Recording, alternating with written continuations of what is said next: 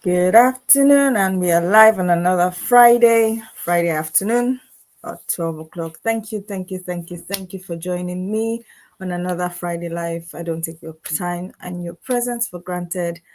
Thank you. And how have you been? I like to ask that question because it's good to, touch base with the people who listen. Tell me how you've been. Tell me how it has been for you the previous weeks. Just, it's just nice to, do that connection, make that connection, because we just sometimes are like so busy, trying to do this, trying to do that, right? But how are you really? Really, really, really, really? How are you? Thank you so much for joining us this afternoon. I don't take your time and your presence for granted. Without you, I won't be here. And I'm so grateful for every time you tune into our YouTube channel and you listen to us on a Friday. So good to have you here. Let's just go ahead for the day. You see, there was something I was reading this week, and I said, oh, this would be nice to share, with my audience. And it was so profound for me. It was something I read, and I was just reading the way it was said.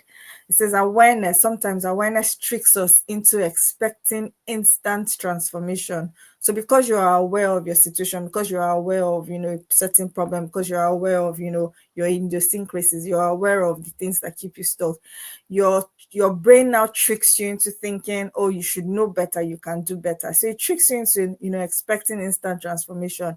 This is just my, one word encouragement to say that the fact that you're gaining awareness in your journey does not mean that transformation. Good morning, lovers. Thank you for joining us. The fact that you're becoming more aware, you're aware of, before, maybe before now, or before, a couple of months ago, you haven't heard about things like childhood trauma and how they keep you stuck, or muting your voice, or whatever it is. And then you're becoming more and more aware of behaviors that you have thought normal but are no longer normal to you. So the awareness does not mean that you're instantly transformed. And I say this because I want you to be able to give yourself grace. I want you to be able to say to yourself, I am learning, I am growing. It's a process. Whenever we try to, get something on the instant, on the go, instant noodles, the disappointment is much. I'm not going to come here and tell you that there's a magic wand that, what wipes away all your struggles, or wipes away all your sorrows, or wipes away, years of silence. No, that's not my job. So if you're hearing me, or you're hearing, you're listening, you're reading books, you're doing this, you're more aware of your capacity, you're more aware of your potential, you're more aware of how beautiful your mind is, how much you can achieve, you're more aware, your awareness is growing around you. Don't make that awareness become cumbersome by expecting an instant transformation. Or you hear stories of people that say, oh, I wrote a book, I started this business, I did this. Do not put that pressure on yourself. I say this again. It's very, very common. You've read a book, let's say, for instance, give me a book. You read a book and it tells you, your mind is powerful. You can do all things, and then you go and you instantly think that that's going to happen. It takes a process.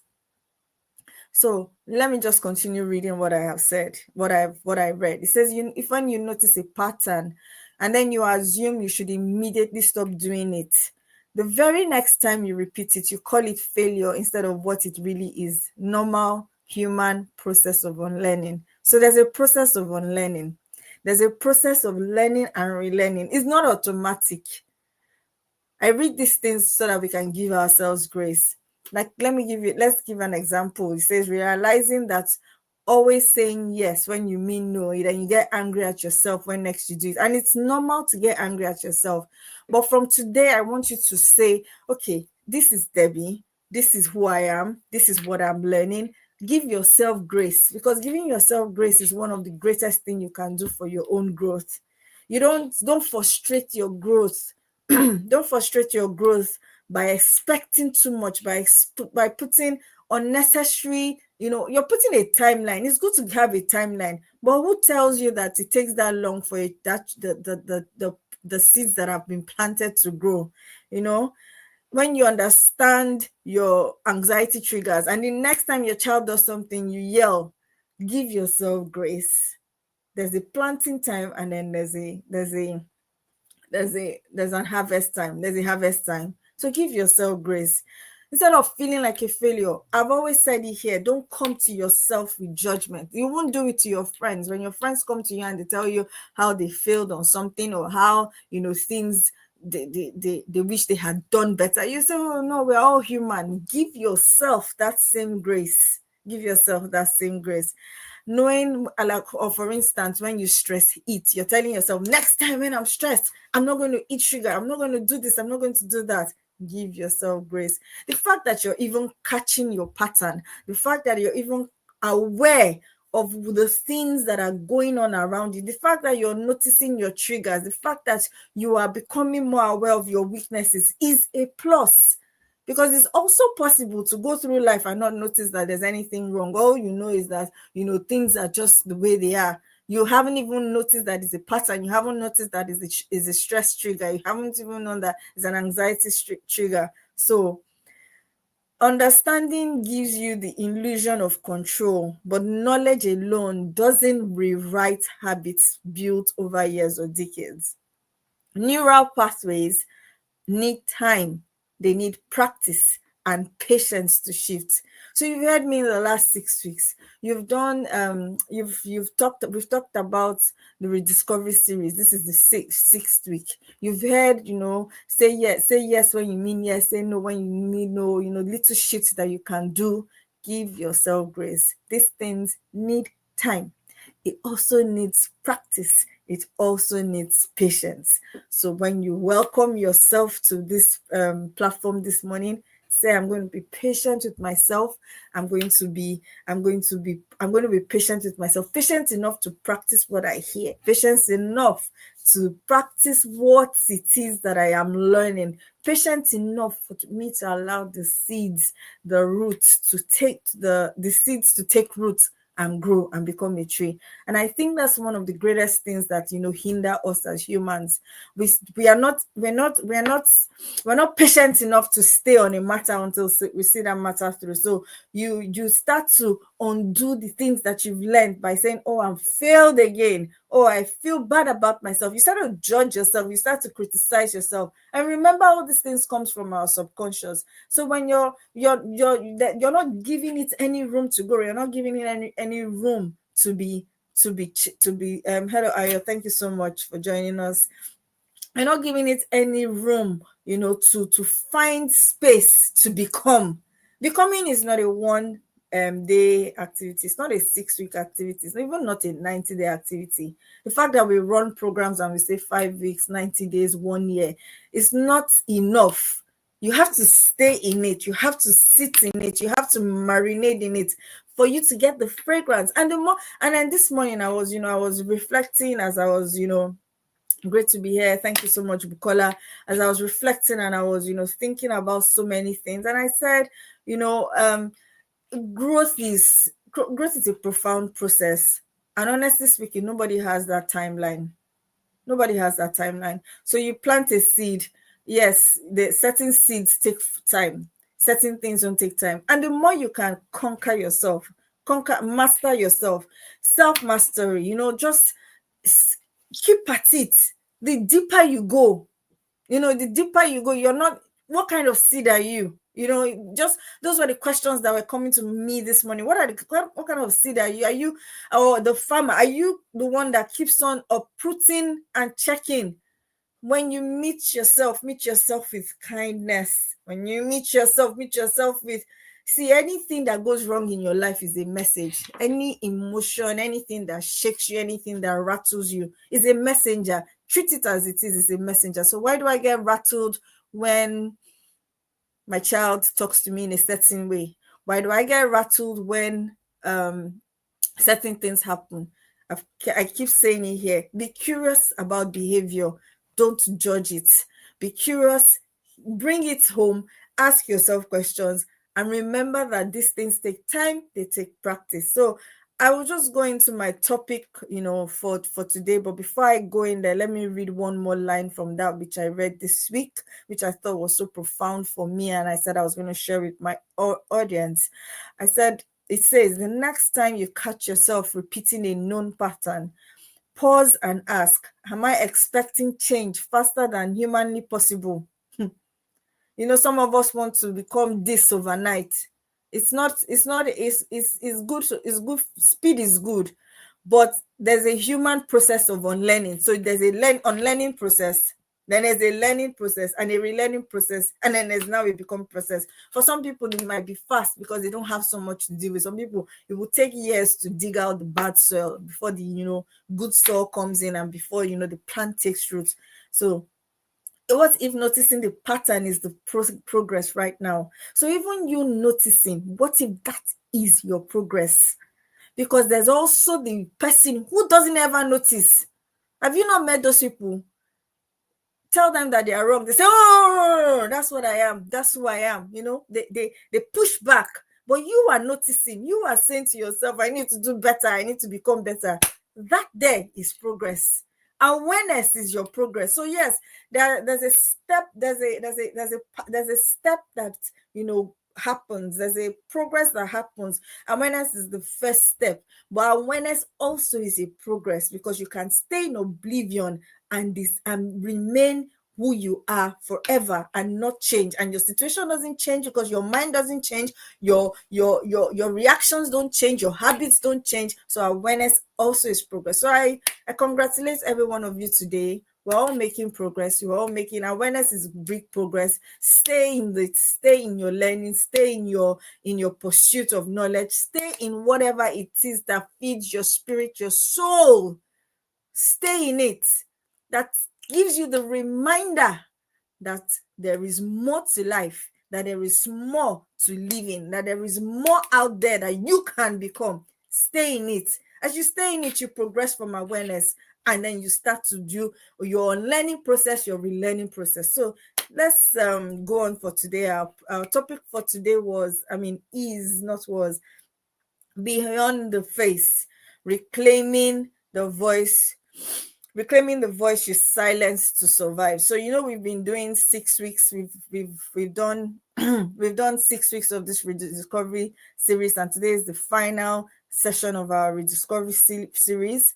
We've walked through the faces, we've walked through mask, we've walked through inheritances, mirrors, and then daughters. We talked about what script are you giving to your daughters? What script are you giving to the girls that you're bringing up, or the people in your house? What's your emotional atmosphere? How is the atmosphere of your house because of you, how you are?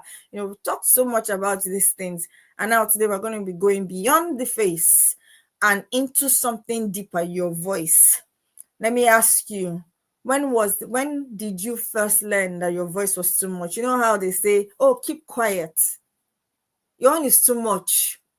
Oh no, you do too much. So you started learning how to hush. You started learning how to keep quiet. You started learning how to let them not say that my own is too much. And it's funny I say this because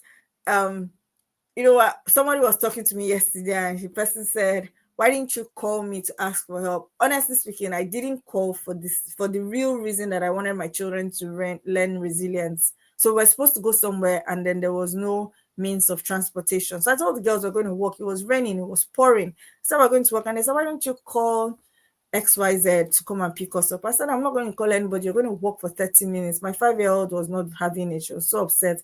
Like, my mom, why would you make me walk for 30 minutes? I said, because I want you to build resilience. But when the person said, why didn't you call me? My response was, I didn't want to bother you. But that was not my real response. So I laughed at myself, because obviously I'm also still learning. I'm also human.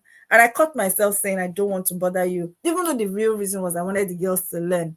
So when I said I didn't want to bother you, I laughed, because the last time that same thing happened to the person, and I said, why didn't you call me to pick up your children? I could have done it. And she was like, I didn't want to bother you. So we have learned this language of I don't want to bother you. After we've said it so many times here, you want to enter into somebody's DM, and the first thing you answer is, I don't want to bother you. And where did we learn that asking for help is genuinely bothering someone? Where did we learn it? Where did we first learn it? It's a question I keep asking myself. After yesterday, I laughed. I said, Debs, you catch you saying you don't want to bother someone after everything you've taught people. But even though when I reflected, because we're very close, I now explained to her the real reason. And I just wanted the girls to know that, see, um, if there's no car, because we live in a very, there's no transport, you can't just call you have to pre-book taxis. There's no Okada. You can't just, get, there are no buses. So if you want to go somewhere, you really do have to walk if you don't, if you don't get transport. So I said I just wanted the girls to learn that, number one, we don't need to rely on people, or we need to build resilience. We don't need to, the world does not come to an end because there's no, daddy has taken the car out. So she said she understands, and then we laughed, and then we moved on. But that thing still stayed in my mind. Where did we first learn that asking for help is bothering someone? How did we learn it? It's not just us. It's not just it happens. Sometimes my child comes to me and says, I, she's there's a way she puts it. She said, I don't, you may say no, and that's fine. And I'm like, okay, where did she learn it? We don't even understand how we're passing these things. I said, no, sis, little girl, ask your question. Don't assume that the other person will say no. Yes, it's okay to learn to say take no as an answer, but where did you learn that? Because I said no for the last one. So you see, these are things that they're very invisible. They sound very small, but you see, when we come and we're asking for help or seeking for help, is even the way we come and ask for the help. We are quiet about it. We're already expecting the disappointment. We're already expecting that nobody helps you. Nobody can help you. You are afraid to ask for help. And it's ingrained usually in our upbringing, in the way we were as children. Don't bother me, go and sit down there, keep quiet, sit down there, do this, do that, do that. So I want us to just pause at this moment and think about it. Where did you learn that silence becomes survival? Where did you learn that, where did you first learn that, okay, I want to be silent just to preserve the peace? But that's the thing. The unfortunate thing is that silence is expensive. If you don't ask, you won't know. The worst that can happen, I keep saying, is that you either get a yes or a no. If you don't seek, you won't find. So some of us say, oh, there's no point. Okay, if I start this business, who's going to patronize me? But if you don't start, how do you know that people are not going to patronize you? If you don't write, how do you not know that people are going to read that book or not read that book? What tells you? You see, you're not even giving yourself a chance, because you already have this thing that I don't deserve this thing. I don't deserve this attention. I don't deserve this audience. I don't deserve it. You're waiting for perfect conditions in guys. But the truth of the matter is that you are afraid to rise. You are afraid for your voice to be heard. You're afraid for what you think to be heard. What if they just shut me down? Because you have been used to being shut down. So you see, that thing that you're calling silence is actually expensive. It's actually very, very costly. It teaches people around you to bypass you. It teaches people around you to say that this one, she doesn't matter. It teaches people around you that this is how she likes to be treated, because you have never really taught them how you want to be treated, what matters to you, what is your own desires. You've never really given yourself a try, and why? So every time we say silence, so people say that silence is golden, but the thing is, for women, silence becomes shackles. It becomes, chains. Every time you said yes when you meant to say no, that's such a common one. Every time you swallowed words just to keep peace. We're not saying that when you want to tell people how you feel that you need to be offensive about it, but you need to be able to speak, especially when you're in a relationship.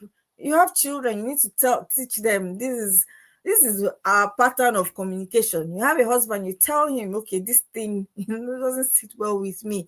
It's not in an offensive way, but keeping silence, swallowing your words just to keep peace, also is teaching the world how to treat you. It's teaching them. It's teaching them that you don't matter. It's teaching them that she won't even say anything. She won't do anything. She doesn't feel anything. She doesn't, and everything, you know. Every time you smile just to hide your pain, it wasn't peacekeeping. Every time you did that, you were abandoning yourself. And then the deepest wounds of all is not what others do to us, but what we ourselves do when we abandon our own voice. That's the deepest wound. So the regret is not what other people have done to us. Usually when you meet older women who, have practice self-abandonment, have become martyrs, for their children, for their household. When you hear them speak, I've been privileged to hear a couple of them speak. When you hear them speak, the regret is not that anybody did anything to me, or my mother did that to me, or my father did that to me. The regret is, how did I do this to myself? How did I get here? I was speaking to one woman and she said this so clear. She said, I don't know how I got here. 35 years of service in a particular establishment. My children are now, my children are now moms, and then they have their own lives. I feel so alone. I have no husband. I have no this. You could see the pain. You could hear the pain in her voice. And she said, if only I had just, then not giving my all to satisfying every other thing, maybe I would have. And when she was talking to me, I was like, I don't even know what to say, because the honest truth is that she had so much experience that she even packaged it into one small book. It would have made more sense for her, but she just felt like 35 years had gone and she couldn't find it. It was a scary place to be for me. That was the day I told myself, no, Debbie, it doesn't matter, even if nobody comes on to the live, even if nobody reads what I'm writing on Instagram, I will keep talking, because I refuse to be silenced again. No, the regret is never what any other person does, but what did I do with my time? What did I do? You look at your children, sometimes you pick up a dress from the cupboard, realize that it's too tight for them, and then it just dawns on you that, how did this child grow? Under my nose, obviously, because she lives in your house, you don't even realize how much she's growing. And that's how time is going. And that's how the grains of the sand is ticking. Ta, ta, ta, ta, ta. So the abandonment that you are doing in every space in time, it's not something that will make you happy at the end. The regret is not that somebody did da, da, da, da. The regret is, what did I do to myself? How did I let myself become this invisible? Let's go on. So we're going to go to, we're going to see how to reclaim your voice. I'm going to give you a roadmap, and it's called R.I.S.E. R-I-S-E. So the first thing I want you to do is remember. Go back to the moments when your voice was silenced and remember the cost. Remember how maybe somehow, I don't know, maybe people ask you for help and it's not convenient for you, but you don't want to offend people. You don't know how to say no. You don't know how to, you don't know how to create boundaries, even with family. You are that sister that all the sisters gather their own children into your own house, and then they go out, all your Saturdays. I was reading a story of a woman on Instagram, and she said that every Saturday, her sister will say she has one thing to do or one thing to do. So on the weekend, she has her kids, she has her sister's kids, she has this kids, she has this kids. So she asked herself, my sister is there living her life, living her best life. I'm going to learn how to start saying no to her. I'm not saying don't bring your children, but even me, self, let's do it, turn by turn. And I'll bring my children. So she said she pushed back. It felt like if she was betraying her sister. It felt like, I'm betraying, because family, when we're growing up, they teach us, be there for each other, have each other's back. So that thing is there at the back of your mind. You don't want to say no. Or, you're just always at home. You don't have any hobby for yourself. Your own hobby is to be taking care of every other person's child. She said she just said no, that this has to end. I don't know what she listened to, but she said this has to end. So remember the cost. For her, the cost was she was never doing anything that she loved. She was never doing anything that she liked. She was always and the thing is, you see why I feel like, God understands why he wanted it to be a man and a woman, because it's good for women to have a break. So let the man do some, parenting. It's not babysitting, it's his children. Let the man do some parenting. Let the woman go off, have a few hours to herself to recalibrate. Recalibration is good. The fact that you went out and you left your children at home does not mean you love them any less. They even need that. They need that filled mother. They need that fulfilled mother. They need that mother who has been replenished. So you're not doing anything evil by just saying I need 10 hours, I need 2 days. Even if it's 2 days in a full year that you go for a retreat, please find the way. So the silence, remember what the silence has cost you. Cost you your mental health, cost you your rest, cost you everything. Just remember that every time you keep silence, there's a cost. Remember that cost. The second thing we're going to be doing in the R.I.S.E is I. It says identify. Name the lies and fears that kept you quiet. So name those lies. If I start a YouTube live, nobody's going to listen to me. If I write a book, nobody's going to write it. If I speak, I will be rejected. If I do this, I will be selfish. If I take a break, I will be selfish. My children need me. I understand that your children need you, but the thing is, start teaching your children how not to be over dependent on you. See, this life is short. I would not say anything more than that. They need you, but the honest truth is that you're not El Shaddai. You're not immortal. The faster you teach your children independence, the better for you. Nobody knows the exit date in this house, in this life. So the faster you teach them, the better for you. The faster you teach them, the better for you. So you're not, yes, they need me, but you also need your space. You need your sanity. You need your own growth.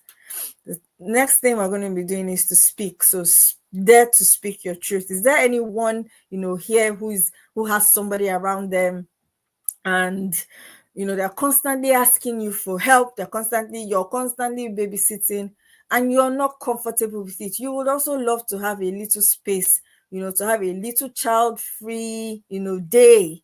You also want to go and drop your own kids in someone's house and have like 3 hours of retreat by yourself, reading a good book, hanging out with friends, playing, and you don't know, but train yourself to say no when it is what you really want to say. You don't have to be nice all the time. You don't.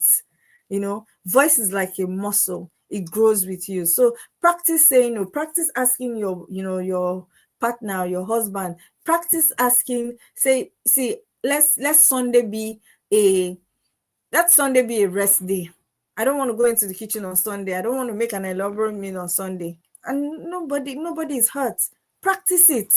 It's as simple. I'm just trying to be as simple and as simple as possible. Practice it. I don't want to do anything on Sundays. Or it's that let it be daddy's turn on Sundays. I know that our traditional African, family, we the women, carry the bulk of the, mental load in the house and all that. But start practice. If your husband is not, if he's a typical African man, just start. If might not say yes the first time, but when you keep at it, people will learn that you are serious, and practice resting. So speak. I need to rest now. Practice it. Just do it. Ask for help. Can you help me watch the children for 2 hours? I just need that. I need to decompress. Embrace, that's the E. Stand in your truth. Celebrate yourself for choosing not to abandon you again. So it's not just about, it's not just about the right path. Is not about just about sounds, about dignity. You as a woman, you deserve also to be seen. You deserve to be heard. You deserve to be celebrated. You deserve for your voice to have weight. You deserve it. So don't tell yourself that you don't matter. Say, I know we keep saying it here, my voice matters. I matter. Don't say things and say, don't mind me. No, because you matter. It's about dignity. It's about coming back home, from coming back from exile. So where have you exiled yourself? Where have you told yourself that let's just go off and sit down in one corner? Nobody will even listen to us. What exile? It's self-exile. What exile have you gone on? What exile? What dreams have you given up on? What is it that you have told yourself it doesn't even matter? Why are you waiting for the children to grow? Why not grow with them? We say things like, oh, when the kids left, why do we keep postponing our dreams, postponing our visions? just because we are thinking that, when the kids grow, then time is different. You can design rhythms. We've talked about designing rhythms. You design rhythms that, that based on the life that you want to live. You don't have to wait for this, unknown moments, because you don't know. Nobody knows tomorrow. So for every day that you are alive, seize the opportunity, and tell yourself that I will give myself attention. I will give my growth attention. I will do the things that I need to do now and stop waiting for the perfect tomorrow. Let's just go on. When I was reading, and then I came across Maya Angelou's story, and it says that as a child she was experiencing trauma, and she stopped speaking for about 5 years because she believed that her words could do harm. So she just shrunk, told herself she's not going to talk, blah blah blah. And then she learned that silence was survival. So silence became survival for her. But when her voice returned, she rose. I'm sure you guys know her, Maya Angelou. She rose, she wrote poetry, and that poetry itself, touched generations. Her silence nearly erased her, but her voice resurrected her. So she started writing, she started doing things. It's the same thing with Malala. Malala grew up, Malala Yusuf, Yusufides. She grew up in an environment that said, girls don't go to school. Girls, how that girl got her courage, I still need to go and study it. So it's not by 2 minutes reading of her. I still need to go and study how she got the courage. Who gave her that courage? Who gave birth to such a child that has that courage? Because she was 14. How did she have that courage? Can my own 14-year-old, if I have a 14-year-old, gather the courage to stand against those deadly militants? She stood. She said, no, my voice has to be heard. So if a 14-year-old can rise, we can rise. We can rise. We can speak. Our voices carry the weight that the thing about it is that when we lack courage, and lack of courage comes a lot from our conditioning. You've heard it all your life. Be careful. You've heard it all your life. Women don't do this. You've heard it all your life. Women don't do that. You've heard it all your life. You've seen your mom suppressed. You've seen women suppressed all their lives. So you don't actually understand that this thing has a profound effect on you. So you lack courage. You lack courage to speak up in school. You lack courage to speak up, even in your home. You lack the courage. So where did Malala get this courage? I still need to go and study it, because it was such a courageous act. Luckily, she didn't die from the gunshots, and she still, gave millions of girls voices, millions. That was one person who decided to rise. And then I was talking to a woman, on the school gate, and, we're talking, and, she was, she was talking, we're talking, and said, okay, how, moms silence themselves completely. So sometimes, you are even in little things, like you can't even decide what's for dinner. You have to get a consensus of everything. So you're so silent to the extent that even what's for dinner, you call this one says she wants this, you call that one, you says that, is a form of silencing. Deciding what to eat, nobody can decide. So, okay, this child eats noodles and this child eats bread and egg. It's the children that are ruling. Okay. And then she said, oh, let's just call this easygoing attitude. So you're just saying that, I'm just easygoing. I don't want stress. Let them just have it. These are the simple ways we are losing courage. We're losing our voice. We're keeping the peace. But this thing is, see, do you know why this thing matters to me? Because when kids are small and they learn that there's no authority, there's no authority, they grow up, and that's when you say a child will just say, I'm in my room, mommy, I'm not coming out, because there was no family life. There was nothing that said mommy and daddy are one together, or mommy has the authority in this house. So by the time that teenagers, you've already given them a script that says their voices are louder than yours. See, you're their mom. You're their mom to mother them. That's it. You're their mom. So when you start to erase yourself, even in the way your house is run, even in the way the kitchen is run, even the way little things are run, it it doesn't, it's not now, because kids will, kids grow up with a script. Everything you do, whether you do it purposely or on purposely, or you did intentionally or intentionally, is a script you've given them. So you start to wonder, why does my 14-year-old not have a relationship with me? Why does this not happen? But there was a script you were saying that, I am gradually being erased from this house. We need to be careful. I thought to bring that up. I thought to bring that up. And then one day she finally said, no, I don't want this. Here's what I need. You know, this is what I need. And it felt like, oxygen was her lungs was being filled with oxygen. So when you rise, it feels like oxygen. That's it. It just feels like oxygen. So she was like, no, that's enough. Who is the mom in this house? Who is running the show in this house? I'm not going to be here and you people are just behaving anyhow. I'm not going to be here and I'm being erased little by little. The little girl is now the mother. The little boy is now the father. Subtle ways, very subtle ways. So she was like, oh, no, no, no, no, no. I'm going to rise from this and I'm going to take my place in this house. And it then feels, like coming home to yourself. You start to understand that you have the rights, you have the power, you have the authority, you have it. So make use of it. Let's just go on.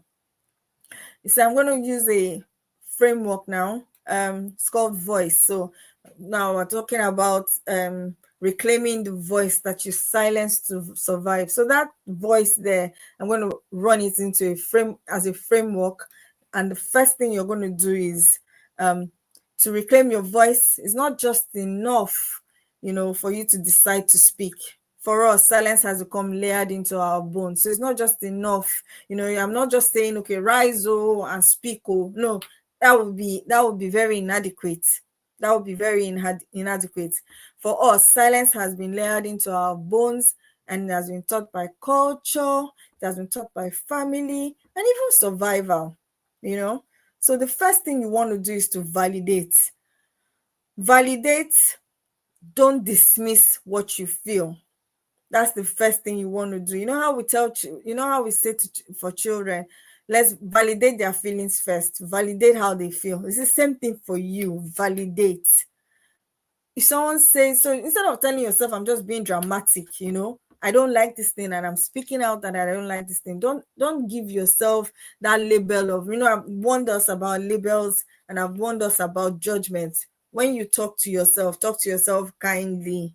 Every emotion is just a messenger. What do you do with the messenger? What do you do with the message? Do you shoot the messenger? Do you discard the message? So when your emotions come and they tell you, you're feeling in a certain type of way, remember that it's just a message. What do you do with the message? First of all, tell yourself things like, I'm not being dramatic. I don't really need that right now. Or it's not worth bringing up. Validate your feeling. Validate how you feel. Don't sometimes we're ashamed of how we feel, and it's okay. It's true that we are ashamed. The E in rise is embrace. Stand in your truth. Celebrate yourself for choosing not to abandon yourself again. So embrace, stand in your truth, and then celebrate yourself for choosing to choosing yourself again. So we're on validate now.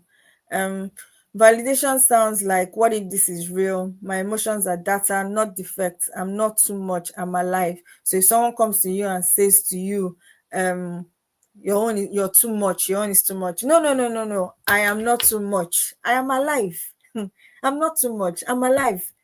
So validate how you feel. The second one we're going to be talking about is observe. In the next step is awareness. Okay, let me give an example. We validate. Something happened a couple of weeks ago, and the emotions I was feeling was a little bit off. And I asked myself, why am I feeling that way? So that's why journaling is great. So I wrote down how I was feeling, and I went back to, so it wasn't really what the person did per se. It was, there were root causes. So there was a narrative that always plays in my head that and they are very invisible. Oh. They are like playing in the background, background noise, background music. Until you're seriously deliberate about it, you won't even notice. So the emotions came, and I was like, come, where is these emotions coming from? I didn't say, Debbie, you shouldn't be feeling this way. Oh, Debbie, you shouldn't be judging yourself, or you shouldn't be. No, I didn't say that. I took those emotions. I said, you are data, and then I'm not defective. So, for instance, if you buy something and there's a defect on it, doesn't mean that that particular thing, everything about it is bad. There was just a defect. So there was a defect. And I wrote down, I said, okay, this is what I feel. This is the emotions that I feel. Why do I feel that way? It had nothing to do with the person. But it was just at the point when the person did what they did that I felt that way. So I now went back and I said, okay, this is coming from, it's way back. So these are data. The second one you're going to be doing is to observe. Awareness. Awareness is key. We keep saying it here. Awareness is key. Pay attention to when and where you go silent. What are the situations that make you go silent? How do you behave in groups? When do you what makes you shrink in groups? Just pay attention to those details. Do you edit yourself around certain people? And I would dare say, if you're one of those people that say, when they say let's take a picture, you say I don't like taking pictures, it's not like I'm telling you that you have to be a picture person. No, that's not what I'm saying. But it's just occurred to me that sometimes it's because you don't feel good about yourself. That's why you hide and you edit yourself. So you're the cameraman, you never come in front of the camera. Why? Ask yourself. Just be very sincere. It's not judgment, but ask yourself, what's your real reason? What's your real reason? Are you afraid of how you look? Are you don't like the way you look, or you don't like, say I don't like the way I'm just, you just ask yourself, where are these feelings, where do they actually come from? Do you shut down the moment tension rises? Observation is not judgment, it's curiosity. So when you are doing this questioning, you're not judging yourself. You're only curious about, the best thing you can do for yourself is to be curious. One of the best things, not the best, is to be curious about your behavior. Curiosity about your behavior tells you a lot about where your behavior is coming from and why you behave the way you do. So when you realize that, okay, this is something that strays back to way back when I did something, I spoke up in class when I was 10 years old, or I was 5 years old, and everybody laughed at me, and so nowadays I cannot just speak up. I'm afraid that if I speak up in a group, everybody will laugh at me. It helps you to start to break down barriers. And sometimes there can be so many, but they're invisible. You don't even know they're there. You don't even understand why you are refusing to rise and shine. You don't even understand what keeps you in a cage. You don't understand why you are so afraid to take up projects, to take up leadership roles, to even do something as, maybe as simple as joining the PTA in your school. You don't understand. You give all sorts of excuses, but the excuses that you give are just legs. But the real things that keep you anchored, you don't understand why. So observation is key. Be curious about your behavior. Be curious about the next time somebody asks you to do something and you are afraid to do it. Be curious. Ask yourself, where does this fear come from? Let's go on. You can even keep a silent journal if you like. So you can keep a journal that says, okay, I in my relationship, let's use the relationship with the husbands for an example, because that's the only one that comes to mind now. In my relationship with my husband, I really wanted him to spend time with me, but I noticed that I was so quiet about it and I didn't say anything. Why am I always afraid to ask for me time? What makes me so afraid to ask for one-to-one time? What makes me so afraid to, express my desire in this relationship? Why do I always suppress how I feel? Do I always think that whenever I express myself, my feelings will never be met? And so therefore, I decided that I will never ask anybody. I would never seek friendships. I will never build relationships. So you keep yourself on the sideline. Are you curious enough to understand why you are muted? It's good to be observant. Patterns reveal the change. So when you know your patterns, you're able to understand what keeps you chained.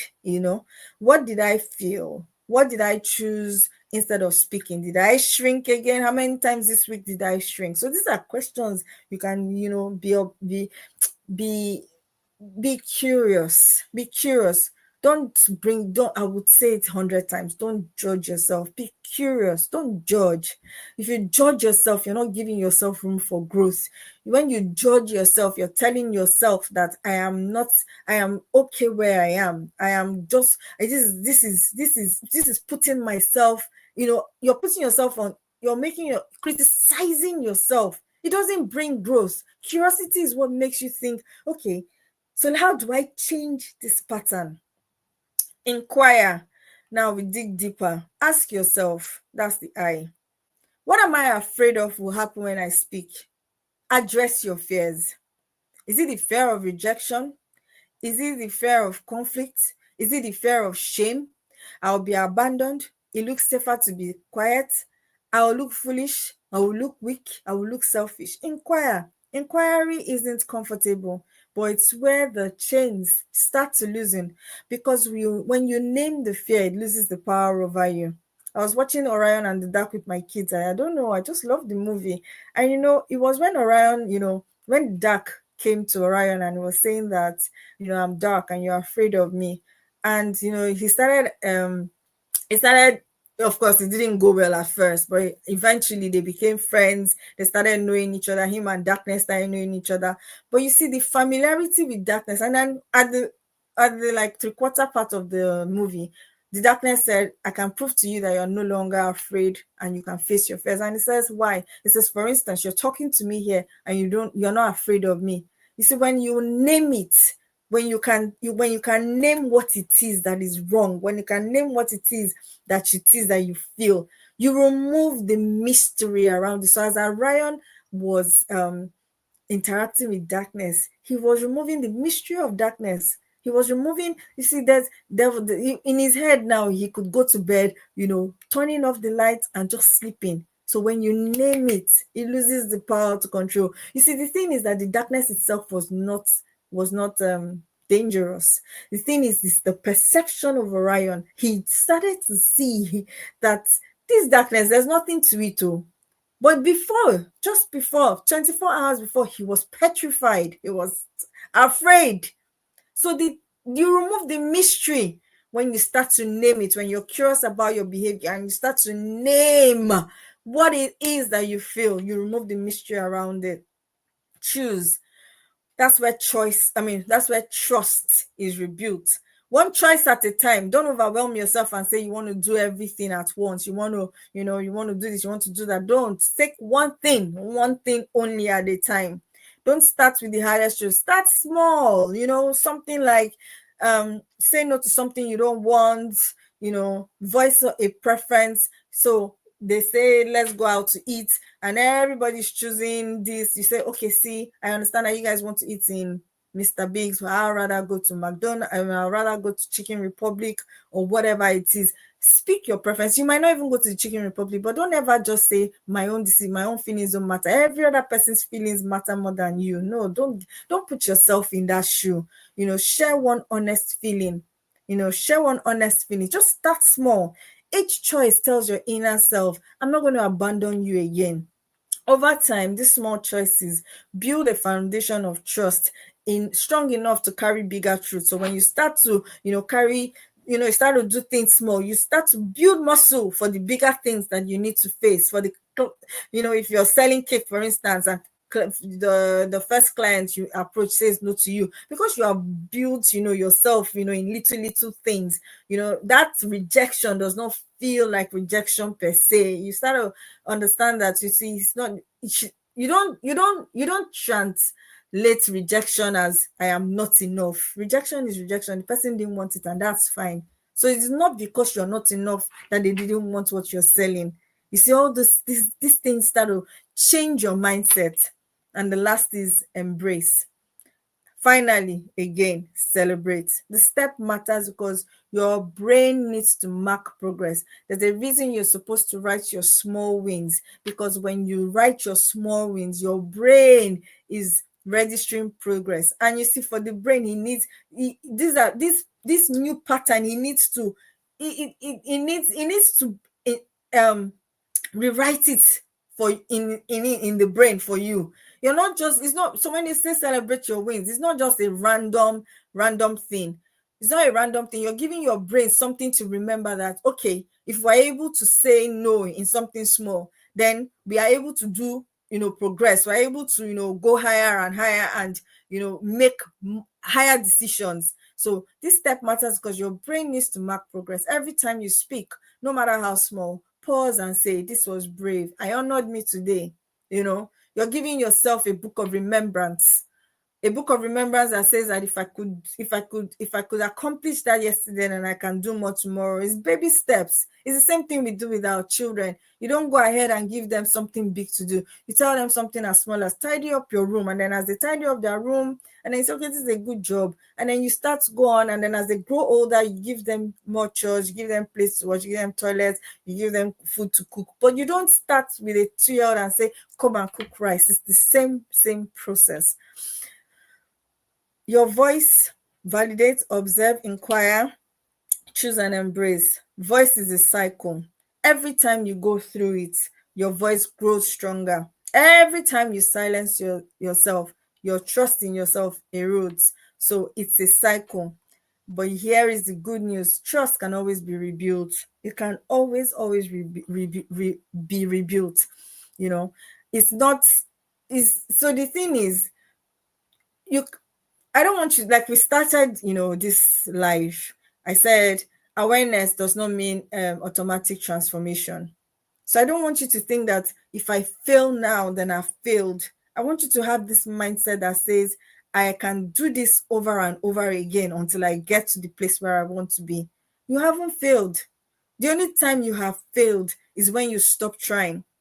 But as far as you keep on trying, as far as you keep on trying, as far as you take it layer by layer and layer. Sometimes you go on one layer, you fail that layer, you go back to the next layer, but it's a process. And until you get that process right, in fact, some I dare say that until we die, we will keep on walking through processes, because for every stage that you are in life, there's a higher stage for you to be. You will never get somewhere and say that there's nothing else that I can become. The world is too big for that. There's so much to learn. There's so much to do. There's so much you can become. And that's my mantra. That's my story. That's my preach every time. There's so much of you. So much. So there's not where you come to that you say, I'm resting on my oars. I have arrived. There's no arrival. There's no arrival, because you can always do more. Always do more. So let's ask a few questions just for you to have reflections that you can do in your spare time. After validate, write down one feeling you often dismiss. Then cross out the dismissal and write, this matters because. So if you say, let's say for instance, it doesn't matter that my husband doesn't talk to me all the time. It doesn't matter. I would, this thing about he's busy. Say, why does it matter to you? So instead of just saying it doesn't matter, say this matters to me because quality time matters to me, and that's enough. You don't even need big reasons. It's enough that it matters to you. It's enough that it's what this is what you want. Observe, think of one place or relationship where your silence is automatic. As soon as you get into that place, as soon as you get into that contact with that person that you have a relationship with, that as soon as you get in there, it's so automatic, you're just quiet. Name it. Inquire, ask yourself, what am I afraid that will happen if I speak? Journal the first thing that comes. Don't edit. Don't try and you're not justifying. Like I say, emotions are data. It's data. That's it. It's data. Data would help you to say, okay, why is this happening? When did this start happening? What it's just data that helps you to curate, to recalibrate your story. Choose. Write down one truth you are willing to voice this week, even if it's just small, and then embrace. What would it look like to celebrate yourself for speaking? Are you going to smile to yourself? Are you going to say a prayer of thanks? Are you going to write a note to yourself? What does celebration look like to you? You should be able to define that. So as we close, because I have only 6 minutes, as we reflect and then we practice, I just want you to be able to reflect in your quiet moments, with your journal, Where in my life do I silence myself most? What has silence cost me? Write these things down. Don't take it for granted. What has silence cost me? What truth is my inner whisper asking me to speak right now? And then embody it. Is what your body, see, your body knows. Your body knows.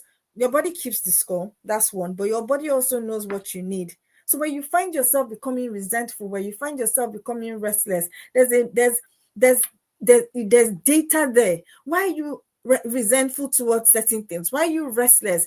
Why are you not able to speak? These are data. So don't just take these things for, don't gloss over these things. Don't say that I just feel of some, or let's give an example. There's so certain type of people that they are always loud, they're out there, they found their voice, so they're always talking. So what's wrong with this oneself? That emotion, what's wrong with this oneself, is a data. Why does it bother you that somebody is shining their light when, because you can't shine yours? Why does it bother you? So write these things down. Don't take it for granted. And as I close this evening, sorry, this afternoon, how am I thinking here? Because the weather is a bit dark. As I close this afternoon, rediscovery has always been more about, has always been more about, more than faces. Sorry. Rediscovery has always been more than faces or mask. It's about this coming home to yourself, reclaiming the voice you silenced, and choosing never to abandon yourself again. Silence was survival, voice is freedom. And today, you are going to be reflecting and you are going to be rising. I want you to be able to say this with me wherever you are. I will not abandon myself again. I rise with my voice. I rise with my truth. This is your commissioning. Now, I want you to go ahead and go and live unmuted. But before I end this series, final, I just want to remind us that these things are, they are frameworks. But if you want to go on a deep dive program with us, if you want to go on a deep dive, you want to deep dive with us, we have the 90-day becoming her program. It was 5 weeks for the first sorry, it was 5 weeks for the first cohort, but now we decided that 5 weeks was not enough to cut it. So we have the 90 days. In the link to register is in my bio. Let me see if I can paste it here. That's what happens when you are a one-man team. Sorry, I will still put it on my Instagram page and my bio. But thank you so much for joining us this afternoon. Don't take your time for granted. Remember that you are valid. Your feelings are valid. Your voice is valid, and the world is waiting to hear you. So let's go and live unmuted. Let's go and live, with everything. Don't leave the earth with anything that you were born with. Become all that you have become all that you were born to be, because the world is waiting for your voice. The world is waiting for what you have to offer. There's a purpose that you were born for. There's something that was deposited inside of you, and you owe it to us to give it to us, because we are waiting for your voice. Thank you so much. And hey, mamas, remember, let's start living.